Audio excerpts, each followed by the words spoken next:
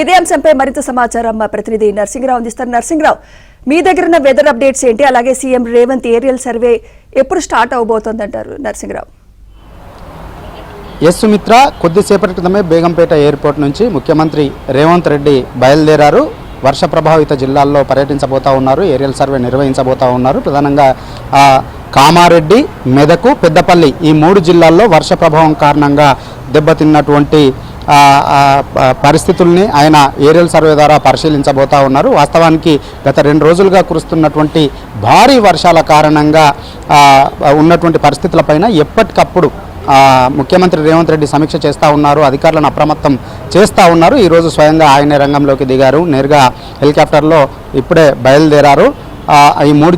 ఈ మూడు జిల్లాల్లో వర్ష ప్రభావ పరిస్థితుల్ని ఆయన పర్యవేక్షిస్తారు, ఏరియల్ సర్వే ద్వారా పరిశీలిస్తారు. అనంతరము కామారెడ్డి జిల్లా కలెక్టరేట్ కార్యాలయానికి చేరుకుంటారు. అక్కడ అధికారులతో ఆయన సమీక్ష కూడా నిర్వహించబోతా ఉన్నారు. ముఖ్యమంత్రి రేవంత్ రెడ్డి వాస్తవానికి 2 రోజుల నుంచి ఇటు అధికారులని, ఆయా జిల్లాల మంత్రుల్ని, రెవెన్యూ శాఖ మంత్రిని అప్రమత్తం చేస్తూ అధికారులకు ఎప్పటికప్పుడు సూచనలు చేస్తూ వచ్చారు. ఈ నేపథ్యంలో వెంటనే ఎన్డీఆర్ఎఫ్ సిబ్బందిని దించారు, ఎస్డీఆర్ఎఫ్ సిబ్బందిని దించారు.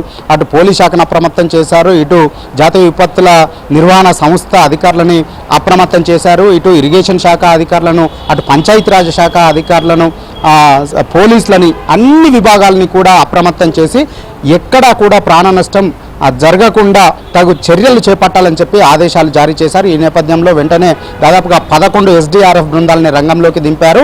ఇప్పటి వరకు రాష్ట్ర ప్రభుత్వం చెప్తున్నటువంటి లెక్కల ప్రకారం అయితే అటు కామారెడ్డి, ఇటు మెదక్ జిల్లాలో దాదాపుగా 808 మందిని సురక్షిత ప్రాంతాలకు తరలించినట్లుగా ప్రభుత్వ వర్గాలు లెక్కలు చెప్తా ఉన్నాయి. వాగుల్లో చిక్కుకున్నటువంటి వాళ్ళని, వరదల్లో చిక్కుకున్నటువంటి వాళ్ళని, అదేవిధంగా గ్రామాల్లో వరద ముంచెత్తిన కారణంగా చిక్కుకున్నటువంటి వారిని, ఈ విధంగా దాదాపుగా 800 మందిని సురక్షిత ప్రాంతాలకి తరలించి వారిని అక్కడ సహాయక చర్యలు కూడా చేపట్టినట్లుగా చెప్తా ఉన్నారు.